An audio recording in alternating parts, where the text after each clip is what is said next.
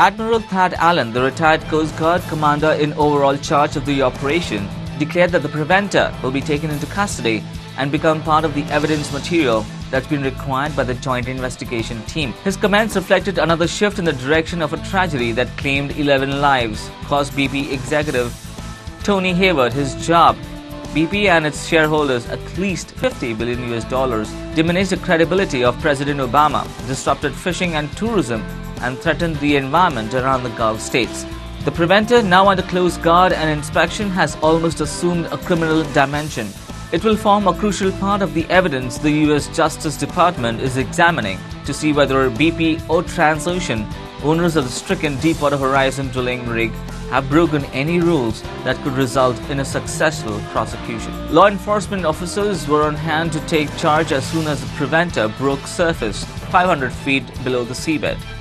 The beleaguered U.S. economy has some help on its way, with cheaper natural gas to help support and power a hoped-for recovery. Dispersed across the U.S. and Canada, unconventional gas basins are being developed quickly in Texas, Oklahoma, Wyoming, Colorado, Louisiana, Arkansas, Pennsylvania, and elsewhere. For example, the fast-expanding Marcellus gas shale drilling play in Pennsylvania has added thousands of new jobs and millions to investment to a region that needs both.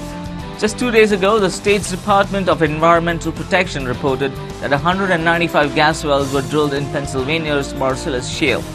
That number is forecast to be as high as 1,090 wells this year, up 459% since 2008. Significant gas production from unconventional natural gas basins automatically follows increased drilling, such that by 2012, it's estimated that upwards of 17% of the U.S. gas supply will come from top unconventional gas basins.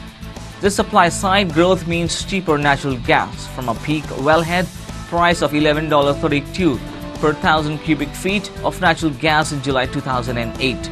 Prices have fallen to around $4 by late August 2010, according to the U.S. Department of Energy.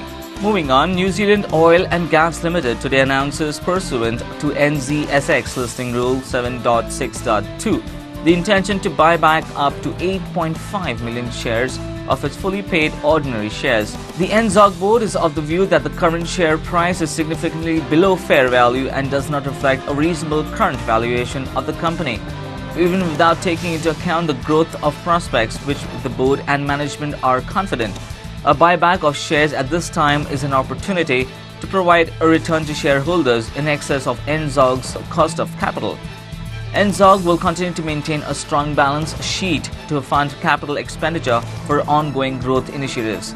The board has authorized management to undertake buybacks in accordance with the NZSX Listing Rules, the Companies Act 1993, and NZOG's Constitution. So that's all the news making waves as of now. We'll be back shortly with some more. Bye for now.